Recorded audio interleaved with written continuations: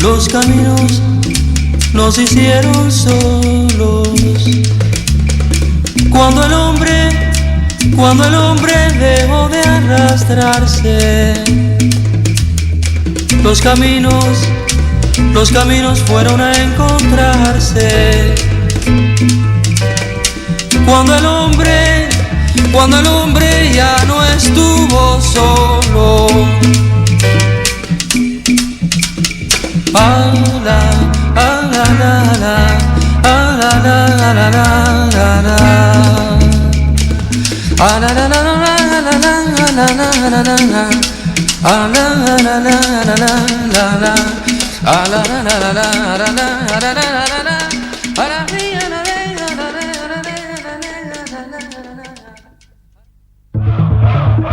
Mayo de 1968.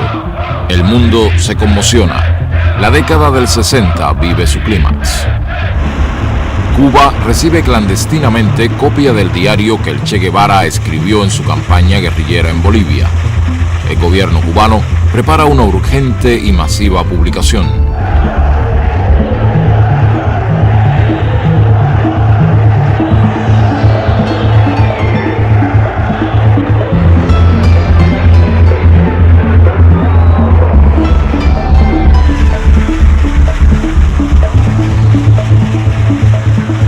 La Habana informa al mundo la edición del libro y su distribución gratuita en la isla.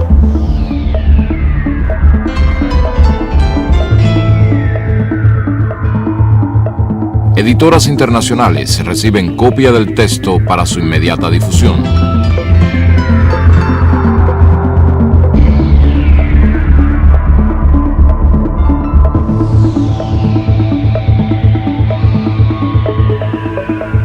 El diario permite conocer aún más la personalidad del Che.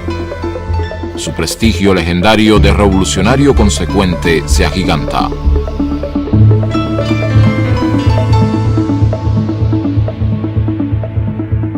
El 7 de octubre de 1967, último día de sus anotaciones, su columna guerrillera está reducida a solo 17 hombres y en una situación desesperada. Ese día, el Che escribe: Se cumplieron los 11 meses de nuestra iniciación guerrillera, sin complicaciones, bucólicamente. No había perdido su espíritu de lucha ni su aguda capacidad para la ironía.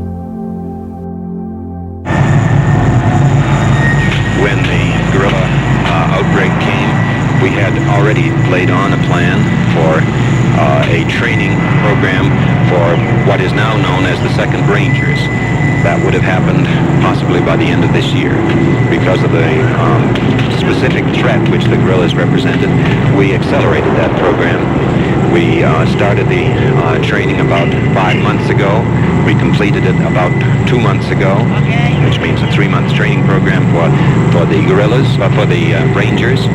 Just how long have you been searching for Che Guevara, and in which countries have you been searching for him, as it were? Well, we have different people in different countries, you know, working all over, especially in Latin America and Southeast Asia and down through that way. And many of us, you know, in some of the areas that we've been in before, and never could find him, or he's always a step ahead of us. But here, I guess his luck run out.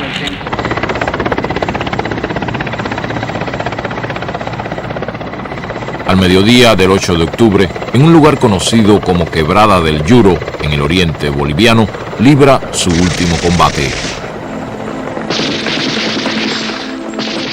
Inutilizado su fusil por un disparo y herido en una pierna, cae prisionero.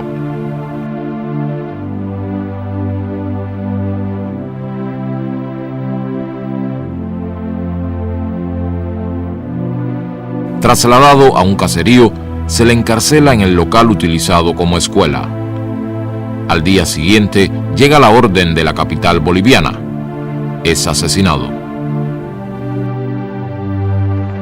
Su cadáver es trasladado hasta el pueblo de Valle Grande, en el departamento de Santa Cruz.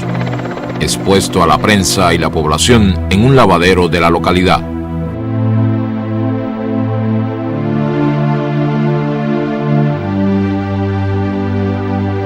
Ernesto Guevara de la Serna, conocido como el Che, entra en la historia para siempre. Su imagen recorre el mundo desde ese momento y hasta hoy. Tenía al morir 39 años. Argentina, 1927. Ernesto Guevara Lynch, procedente de clase media, se casa con Celia de la Serna, de familia acomodada y carácter rebelde. De esa unión nace Ernestito en la ciudad de Rosario. Bueno, nació perfectamente bien y resulta que a los 15 días Ernesto tuvo una pulmonía muy seria, que quizá esto fuera el verdadero origen de su asma. Y ahí estuvimos más de 7 u 8 días mirando el bebé. Yo recuerdo, y nunca me voy a olvidar, yo estaba realmente muy apenado y mi diagnóstico era malo. Pero de pronto no comía, no tomaba leche, pero de pronto vi que se prendió de la teta la madre, hizo un gesto de alegría y le dije, vieja, le dije a Celia, el chico se salvó. A los 2 años se le presenta el primer ataque de asma. Empieza así lo que en palabras del padre fue para la familia una maldición y un vía crucis. Los padres organizan la vida familiar para espaciar o atenuar los efectos de la severa enfermedad del hijo. Lo cuidan, pero no lo sobreprotegen. Ernestito aprende a convivir con el asma, no se deja vencer por las limitaciones que le impone y batalla contra ella con todas sus fuerzas, con toda su voluntad.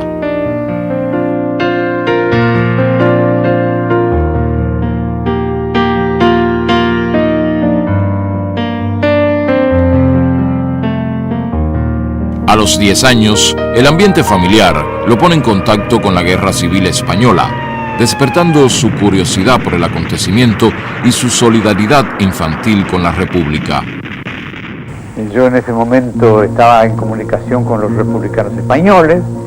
Allí en Altagracia fundé algunos comités de ayuda, y ahí es que Ernesto empieza a conocer el fondo de la guerrilla y de la guerra, ¿no?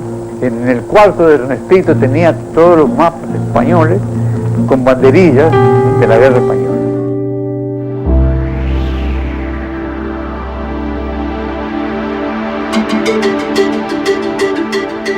En marzo de 1947, la familia se instala en Buenos Aires.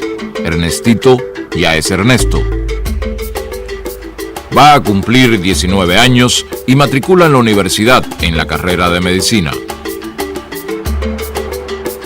A finales de 1951, interrumpe sus estudios y acepta la invitación de su amigo Alberto Granado para realizar un viaje en motocicleta por el continente latinoamericano. Ambos comparten afinidades en diversos temas y preocupaciones. Los une también una inmensa curiosidad por la vida.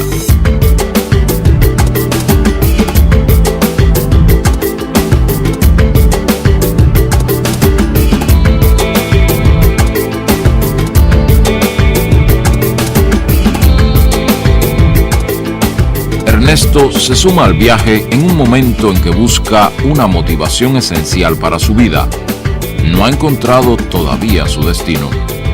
Él iba en la motocicleta o a pie, en lo que fuera, nunca dejó de llevar su cuadernillo donde anotaba todo lo que hacía. A la luz de una vela con que alumbrábamos el mate, las facciones contraídas del obrero ponían una nota misteriosa y trágica. En un idioma sencillo y expresivo, contaba de sus 3 meses de cárcel, de su mujer hambrienta, de los compañeros comunistas que la policía había fondeado en alta mar, lo habían desaparecido misteriosamente. El matrimonio, aterido en la noche del desierto, acurrucado uno contra el otro, era la representación del proletariado de cualquier lado del mundo. nos apiadamos de ellos, ya que no tenían ni una mísera manta con que taparse, y les prestamos las nuestras. Fue esa una de las noches en que he pasado más frío, pero también en la que me sentí un poco más hermanado con los hombres.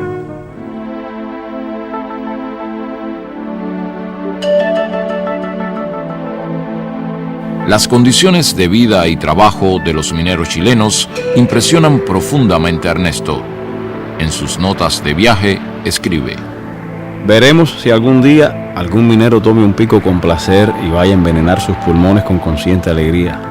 Dicen que allá, de donde viene la llamarada roja que deslumbra hoy al mundo, es así. Eso dicen. Yo no sé.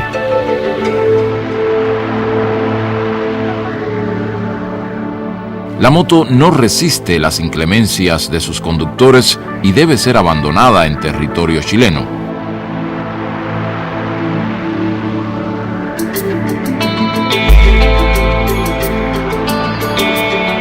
El recorrido por Perú, en particular por el leprosorio de San Pablo, a orillas del Amazonas, es una etapa crucial del viaje. El doctor Hugo Peche, leprólogo, profesor universitario y militante comunista peruano, les apoya con una cálida colaboración profesional y humana. Cuando por primera vez lo conocimos, cuando él llegó acá al hospital de guía, la impresión que nos ocasionó, bueno, que era una persona vagabunda, ¿ya? Un trotamundo. Estuvieron con nosotros un promedio de unos 2-3 meses y trabajaron con nosotros ese espacio. Tenía un hambre, pero qué gusto daba verlos comer. Parecía un hombre atrasado, se traían lo pobre de tanto viajar, ¿no? Que viajaban en el carro de las vacas, junto con las vacas, contaba él. Vestía pues ahora tipo hippie, ¿no? Que ese tiempo no se conocía el hippismo, porque todo cochinito, ¿no? Mal vestido que habían venido. No tenía pues que ponerse, no tenía ropa ni nada, entonces había un terno de mi marido, entonces se lo regalé y después se lo puso. Creo que un factor aglutinante y además decisivo en esa vocación científica de todos los trabajadores de la lepra era la presencia y el ejemplo del doctor Hugo Peche, que yo considero una persona que tanto a mí como al Che, como al futuro Che, nos marcó para siempre en lo que debía ser un intelectual, un científico y un trabajador de la salud. Cuando ellos ya salían de San Pablo hacia Leticia, el doctor Besani ordenó que se le hiciera una pequeña balsa de palos flotantes y yo agarré una plancha de Eternit y una brocha con pintura, le puse mambo a un lado y al otro lado tango. Entonces eso flotaba de acuerdo al viento, ¿no? Salía un momento tango, mambo.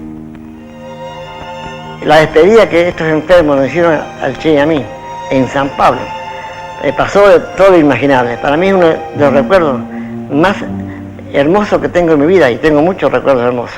En ese tránsito, el viaje nuestro y sobre todo esa estancia en Perú, donde encontró tantas diferencias sociales, creo que eso le ayudó a él también a tener una visión más certera de cuál era su futuro. 8 años después, Ernesto le hará llegar su recuerdo al doctor Peche.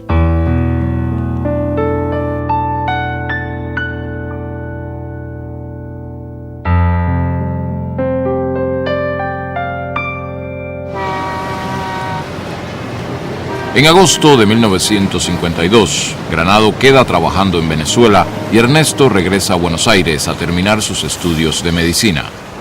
Los meses por Latinoamérica se reflejan al concluir sus notas de viaje. El personaje que escribió estas notas murió al pisar de nuevo tierra argentina. El que las ordena y pule, yo, no soy yo. Por lo menos no soy el mismo yo interior. Ese vagar sin rumbo por nuestra mayúscula América me ha cambiado más de lo que creí.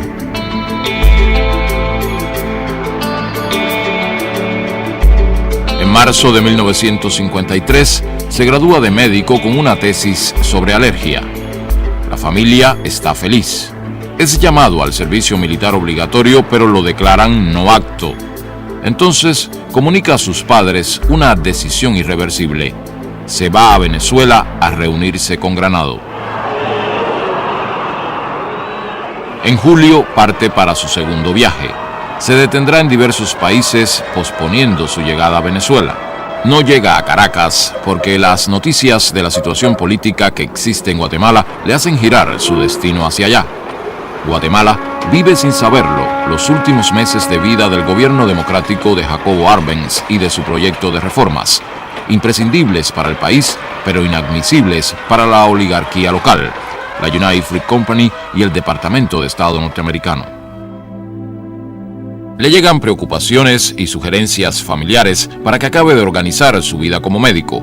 Ernesto responde: En Guatemala podría hacerme muy rico, pero con el rastrero procedimiento de revalidar el título, poner una clínica y dedicarme a la alergia. Aquí está lleno de colegas del fuelle. Hacer eso sería la más horrible traición a los dos yos que se me pelean dentro: el socialudo y el viajero. Ernesto conoce a Hilda Gadea, exiliada peruana. Establecen una amistad que devendrá relación íntima. En carta a sus padres, ante el avance de la crisis guatemalteca, les escribe: Los últimos acontecimientos pertenecen a la historia, cualidad que creo que por primera vez se da en mis notas.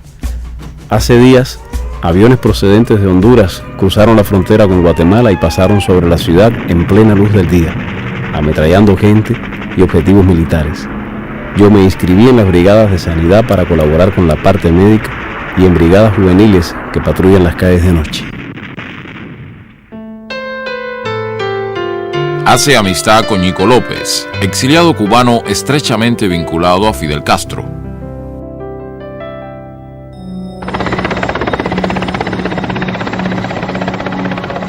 Finalmente, se produce el trágico desenlace que Ernesto resume así. En la noche del domingo 28 de junio, el presidente Arbenz hizo la insólita declaración de su renuncia. Denunció públicamente a la frutera y a Estados Unidos como los causantes directos de todos los bombardeos y ametrallamientos sobre la población civil. El presidente dijo que hacía esto llevado por su deseo de impedir que los norteamericanos llegaran a estas tierras como amos. Me dormí con un sentimiento de frustración frente a los hechos. El nuevo gobierno, encabezado por el coronel Castillo de Armas, desata una represión feroz.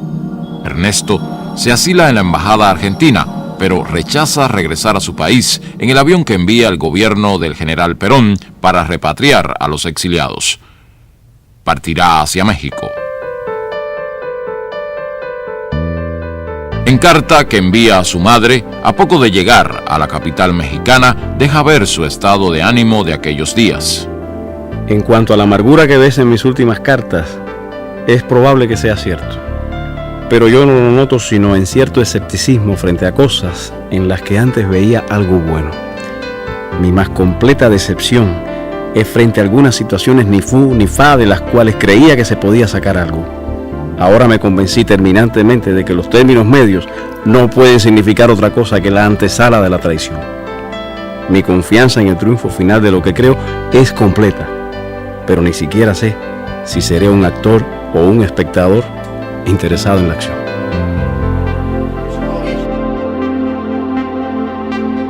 Hilda Gadea llega a México y reanudan sus relaciones. Se reencuentra con Ñico López y a través de él conoce a Raúl Castro.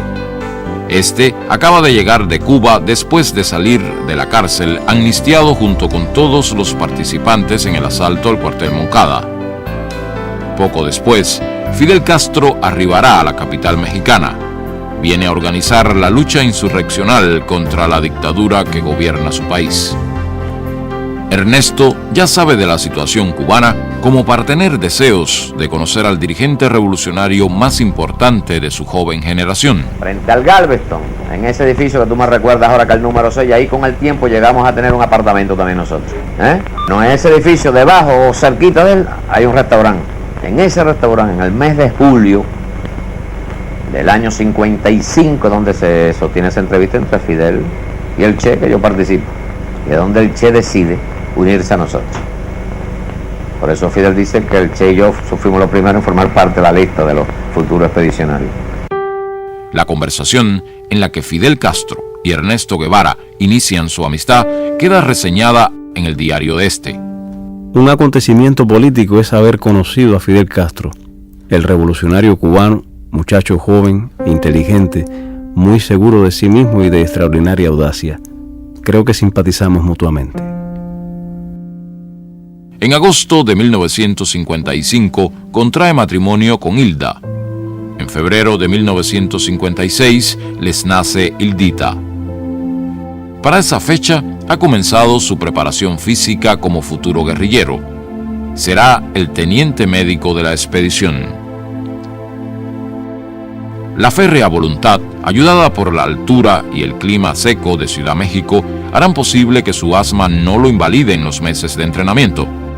Alberto Bayo es oficial del Ejército Republicano Español y principal instructor de los expedicionarios, lo califica en un reporte como el mejor de todos. Ernesto, el médico, Guevara, el argentino, esas identidades se irán disolviendo en su convivencia con los cubanos. Se le identificará entonces con una interjección breve y afectuosa: el Che. El Che ha dejado carta a su madre que se enviará después de la salida. Para evitar patetismos premortem, esta carta saldrá cuando las papas quemen de verdad. Y entonces sabrás que tu hijo, en un soleado país americano, se puteará a sí mismo por no haber estudiado algo de cirugía para ayudar a un herido. Y la lucha será de espaldas a la pared, como en los himnos, hasta vencer o morir. Te besa de nuevo, con todo el cariño de una despedida que se resiste a ser total. Tu hijo, el Che.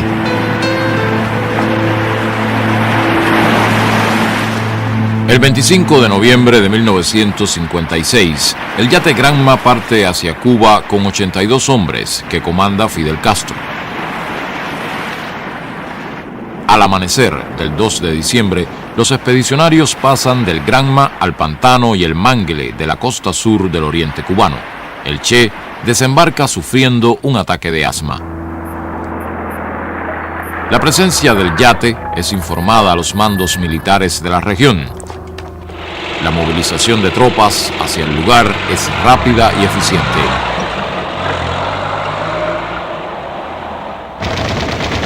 A los 3 días de agotadora marcha, los expedicionarios son sorprendidos y dispersados después de sufrir varias bajas.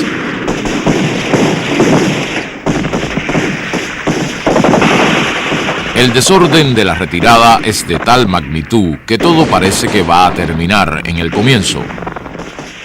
El ejército los persigue durante días.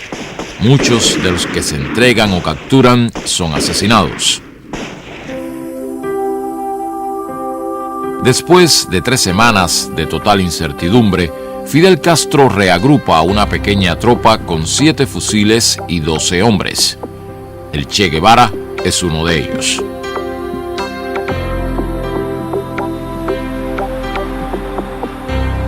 El primer semestre de 1957 es de formación y desarrollo de una columna guerrillera en la Sierra Maestra.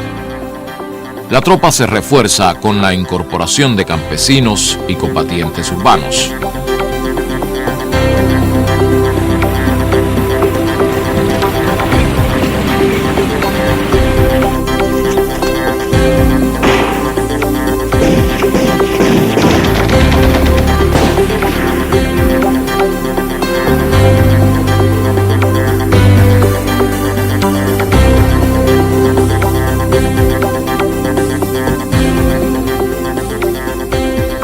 El Che está preparado psicológicamente para adaptarse a las más duras exigencias de la vida guerrillera, pero el asma se le presenta implacable.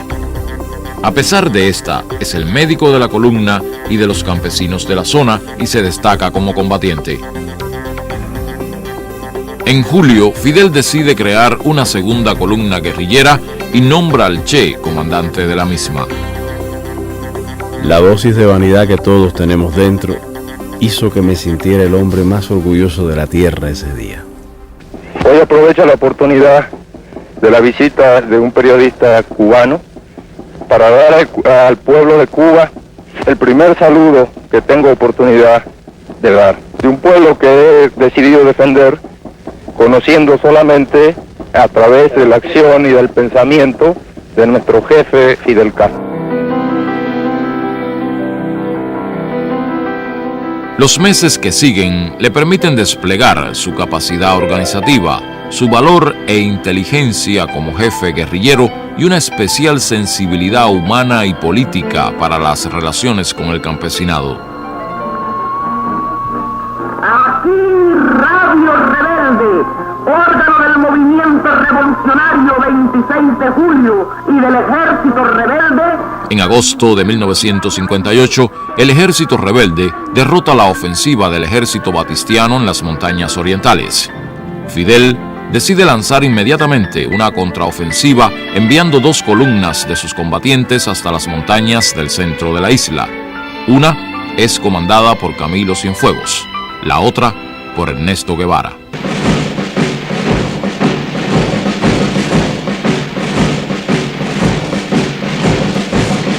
Avanzan por territorio llano, se internan en zonas bajas para evitar emboscadas o ser localizados por la aviación. Padecen hambre, sed, llagas y agotamiento hasta el límite de lo soportable.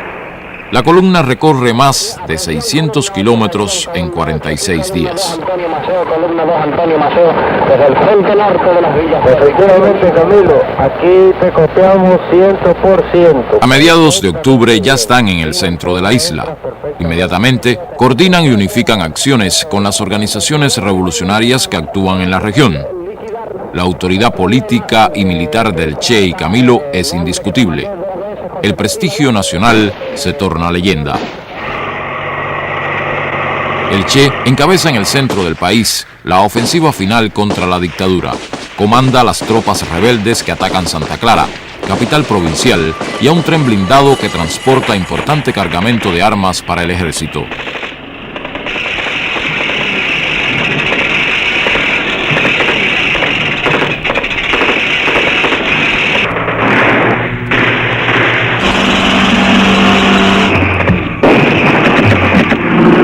La aviación de la tiranía bombardea la ciudad en un último intento por frenar la victoria rebelde. La guarnición del tren se rinde. Tras 4 días de combate, Santa Clara es tomada. En La Habana, estos acontecimientos precipitan la fuga de Batista y el desmoronamiento total del régimen. El Che es aclamado como héroe por la población de la ciudad, pero no se asentará en ella. Fidel, desde las afueras de Santiago de Cuba, les ordena a él y a Camilo Cienfuegos avanzar hacia la capital. La revolución ha triunfado. La Habana recibe a sus dirigentes.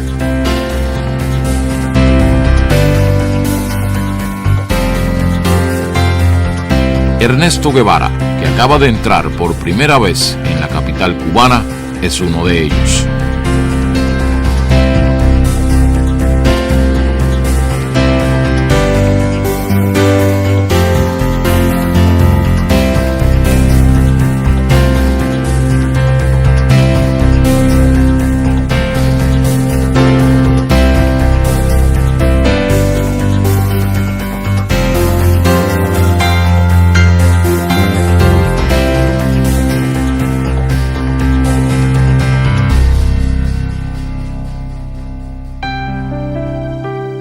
Los padres del Che llegan a La Habana a pocos días de la victoria. La alegría del reencuentro es acompañada de un inmenso orgullo. Su hijo es ahora un héroe del pueblo cubano.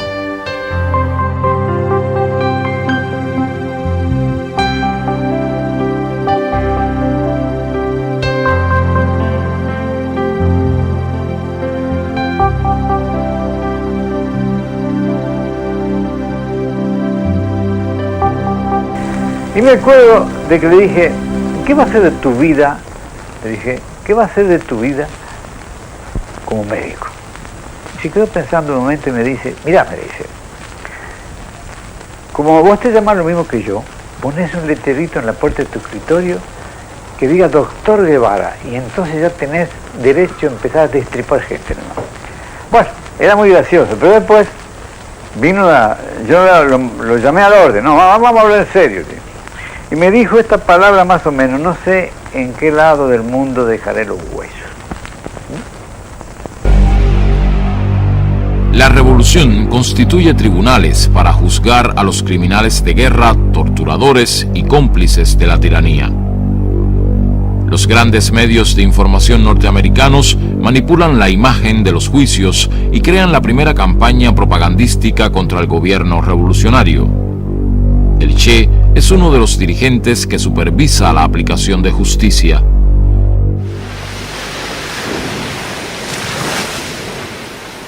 A Cuba llegan su hija Hildita e Hilda. El matrimonio se da por terminado. Un acuerdo del Consejo de Ministros otorga la condición de ciudadano cubano de nacimiento a todo extranjero que haya luchado contra la tiranía de Batista durante 2 años o más y ejercido durante 1 el grado de comandante. Acuerdo redactado a su medida como reconocimiento y homenaje. El Che se casa con Aleida March, combatiente que ha conocido en su campaña en la región central de Cuba.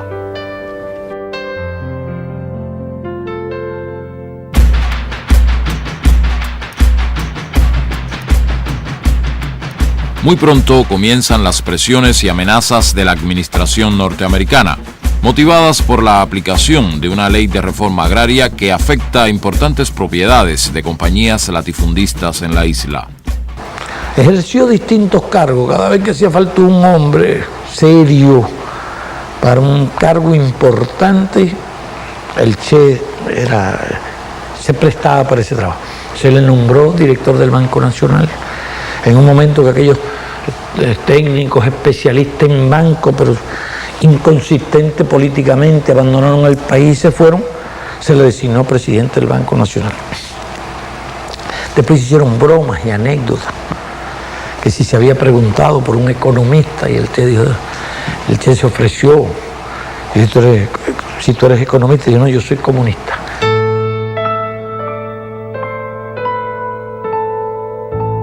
Y a los pocos días de llegar a La Habana, que llegamos el 8 de septiembre, me manda a decir que cuando empezamos las clases, que ya tenía la pizarra, ya tenía el borrador y ya tenía la tiza.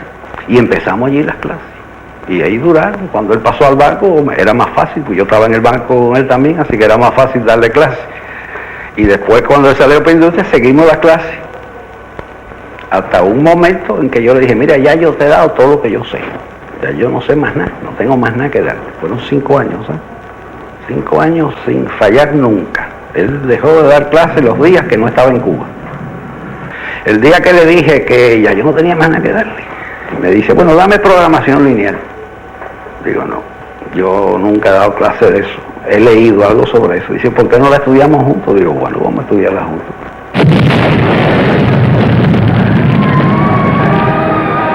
A principios de 1960 se incrementan acciones terroristas para amedrentar a la revolución.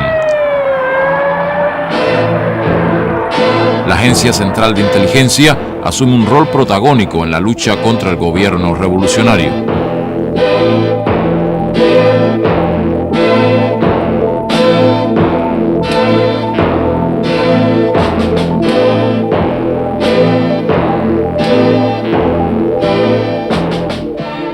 Yo voy paneando mi cámara lentamente y en ese momento cuando vengo con el paneo aparece la imagen de Che, o sea, Che estaba situado pero en un segundo plano.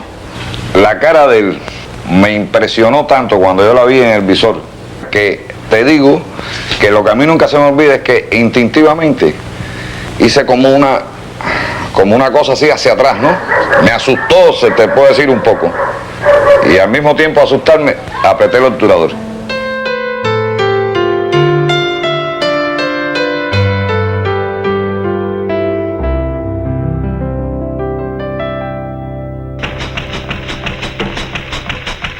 Cuba ha sacado lecciones de la Guatemala de 1954. Fracasan los planes de paralizar la isla con la aplicación de sanciones políticas y económicas. se establecen relaciones comerciales con la Unión Soviética y demás países socialistas.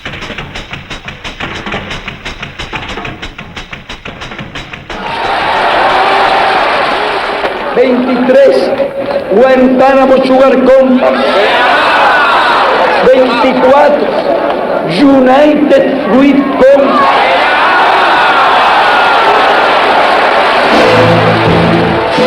Se nacionalizan las compañías petroleras, los centrales azucareros y los bancos norteamericanos.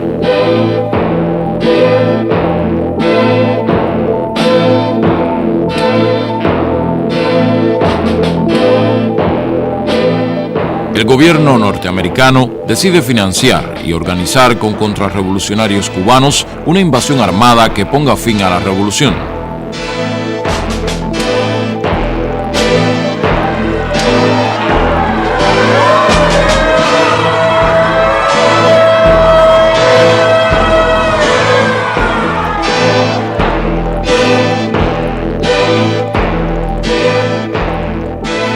A solo 90 millas de los Estados Unidos, Cuba se declara socialista. En abril de 1961 se produce la invasión. A las 72 horas es derrotada.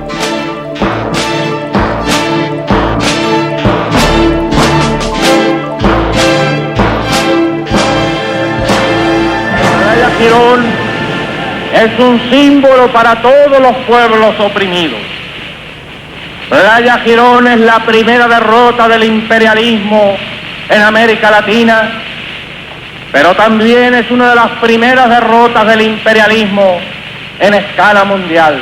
Adelante, obrero socialista, la victoria es nuestra y lo será. En la mente las ideas marxistas, hoy, mañana y siempre, Cuba vencerá. El Che es designado ministro de Industrias.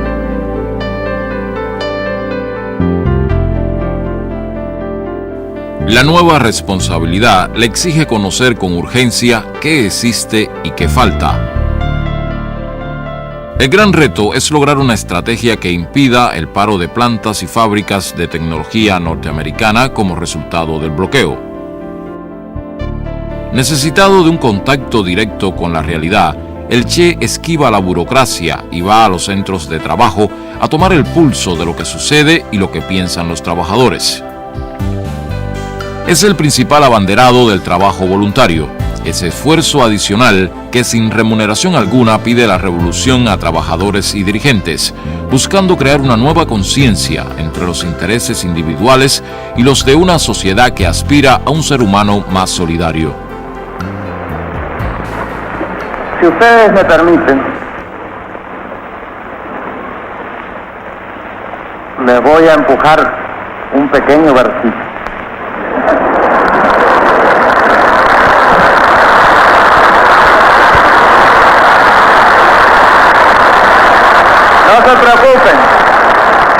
No se preocupen, porque no es de mi propia inspiración, como dicen. Es un poema, nada más que unos párrafos de un poema de un hombre desesperado. Pero el hombre es un niño laborioso y estúpido que ha convertido el trabajo en una sudorosa jornada. Convirtió el palo del tambor en una azada y en vez de tocar sobre la tierra una canción de júbilo, se puso a cavarla. Y después decía, más o menos porque no tengo muy buena memoria, quiero decir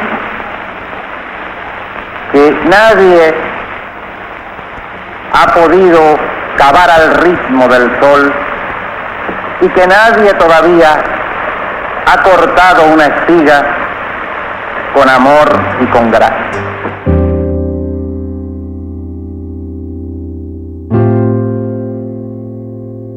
Si de joven escribía a su madre diciéndole que dentro de él se peleaban dos yos, el socialudo y el viajero, ahora pugnan el padre de familia y constructor de la experiencia cubana con el de combatiente por la liberación nacional y contra las injusticias sociales.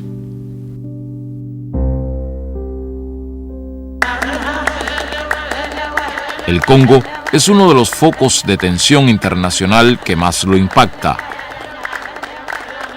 El primer ministro Patricio Lumumba es víctima de un plan secesionista estimulado por intereses neocoloniales y la administración norteamericana. Confiado en la imparcialidad de las Naciones Unidas, solicita su intervención. Tras el manto de esa organización, se consuma la traición y la división del país.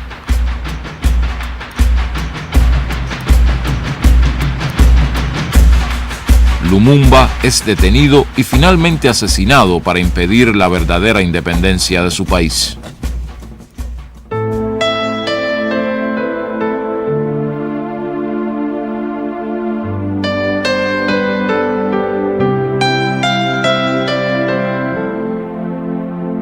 En sus años en Cuba, el Che es embajador de misiones especiales, expositor y defensor lúcido de la revolución en foros internacionales y en reuniones con jefes de Estado y personalidades de su tiempo.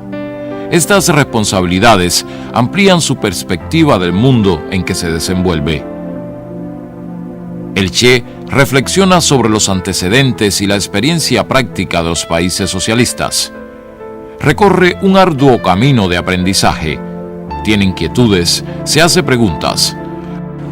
Nous avons copié mécaniquement les expériences des pays frères et ce fait a constitué une erreur, pas de plus grave, mais une erreur qui a freiné le développement et a contribué dangereusement à l'un des phénomènes qui doit être combattu avec le plus de vigueur au cours de la révolution socialiste, le bureaucratisme. Abierto a la realidad, ajeno a aceptar verdades cerradas y eternas, comienza a escribir un libro sobre economía política socialista. En su introducción expresa: creemos importante la tarea, porque la investigación marxista en el campo de la economía está marchando por peligrosos derroteros. Al dogmatismo intransigente de la época de Stalin ha sucedido un pragmatismo inconsistente.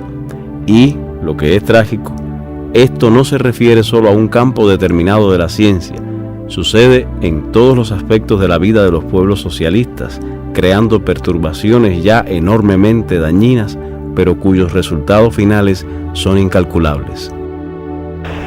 Y nuestra posición es una.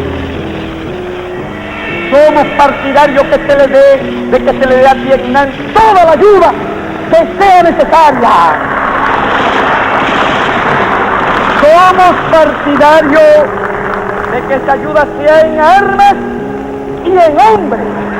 Somos partidarios de que el campo socialista corra los riesgos que sean necesarios por Vietnam. Patria o muerte, el derecho.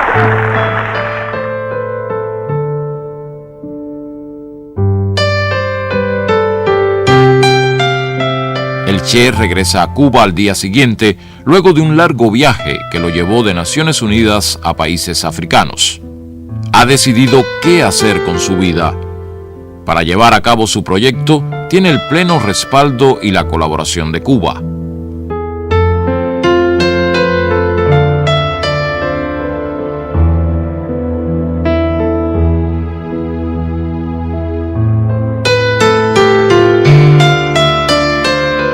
Escribe una carta de despedida a Fidel que será dada a conocer cuando las circunstancias obliguen. A principios de abril parte en secreto de Cuba. Su destino es el Congo. Llega allí a través de Tanzania, cruzando el lago Tanganica. La presencia de mercenarios europeos le es imprescindible al gobierno congolés para sostenerse, haciendo innecesaria la intervención directa de tropas norteamericanas.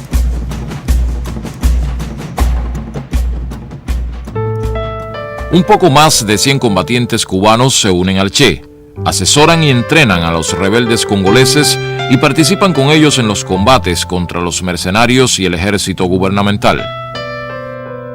A pocas semanas de la desaparición pública del Che, Estados Unidos invade con 30.000 infantes de marina a la República Dominicana. La brutal intervención militar de Estados Unidos en República Dominicana, a medida que es conocida en detalle, acrecienta la indignación en el mundo.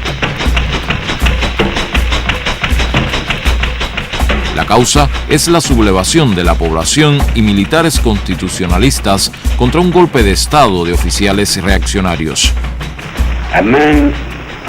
El expresidente Juan Bosch, virtualmente prisionero en Puerto Rico, denuncia las artimañas imperialistas. No importa que las fuerzas militares que invaden a la República Dominicana sean de la OEA o de Estados Unidos. Ellas son fuerzas militares invasoras.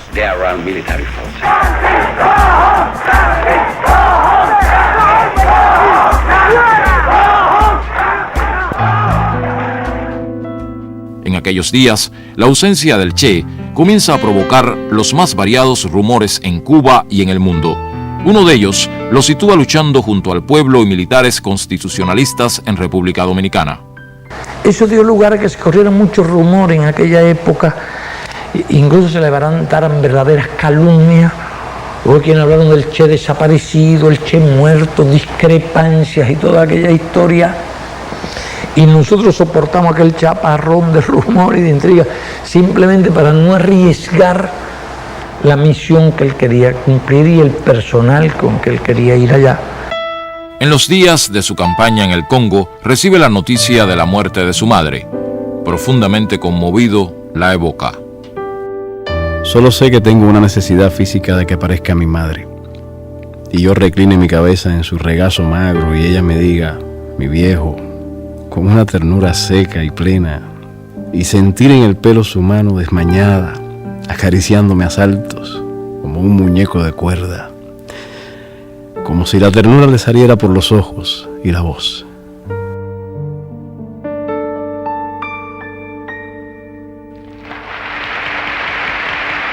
Seis meses después de su partida de Cuba, es inaplazable hacer conocer su carta de despedida. Fidel, me recuerdo en esta hora de muchas cosas, de cuando te conocí en casa de María Antonia, de cuando me propusiste venir, de toda la tensión de los preparativos. Otras tierras del mundo reclaman el concurso de mis modestos esfuerzos. Yo puedo hacer lo que te está negado por tu responsabilidad al frente de Cuba. Y llegó la hora de separarnos. Sépase que lo hago con una mezcla de alegría y dolor. Aquí dejo lo más puro de mis esperanzas de constructor y lo más querido entre mis seres queridos. En los nuevos campos de batalla llevaré la fe que me inculcaste, el espíritu revolucionario de mi pueblo, la sensación de cumplir con el más sagrado de los deberes, luchar contra el imperialismo donde quiera que esté.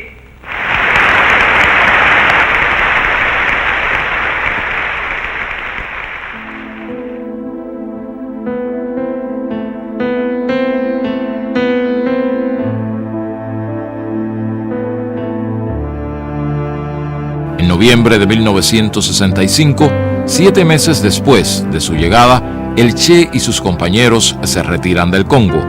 No hay condiciones para proseguir la colaboración. La experiencia ha sido muy dura.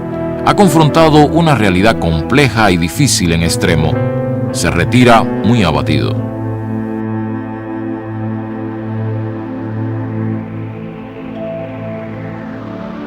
En Praga pasa balance a lo ocurrido. Lo valora severamente, calificándolo como un fracaso. No sabe que la amarga soledad que ha sentido al retirarse del Congo tendrá años después la respuesta de cientos de miles de cubanos que en África y otras partes del mundo se inspirarán en su ejemplo de solidaridad sin fronteras.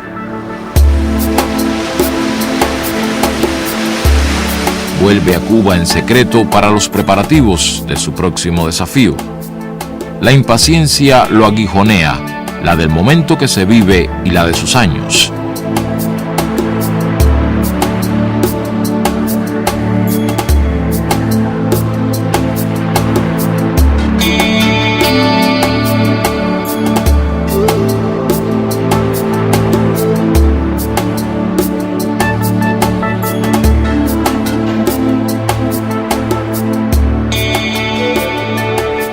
envía a la Organización de Solidaridad de los Pueblos de Asia, África y América Latina un documento donde analiza la situación internacional. La agresión norteamericana a Vietnam continúa y se incrementa. La guerra de insultos en la división del campo socialista continúa y se incrementa. Pero la esperanza de cambiar el mundo, de hacerlo más libre, más igualitario y más justo, también continúa.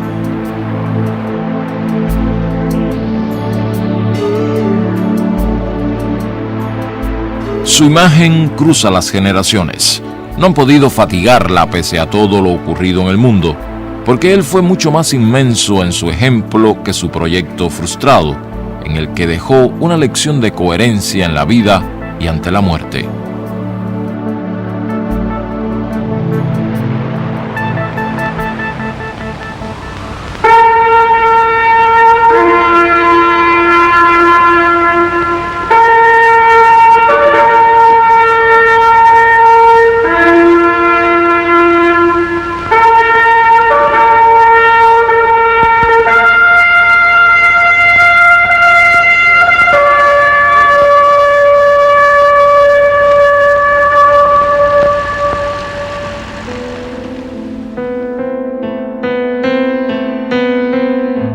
Hoy nos dicen que estás muerto de veras, que te tienen al fin donde querían.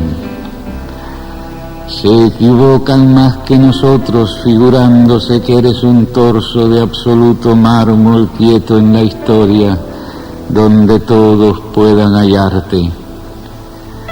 Cuando tú no fuiste nunca sino el fuego, sino la luz, el aire, sino la libertad americana soplando donde quiera, donde nunca jamás se lo imaginan, Che Guevara.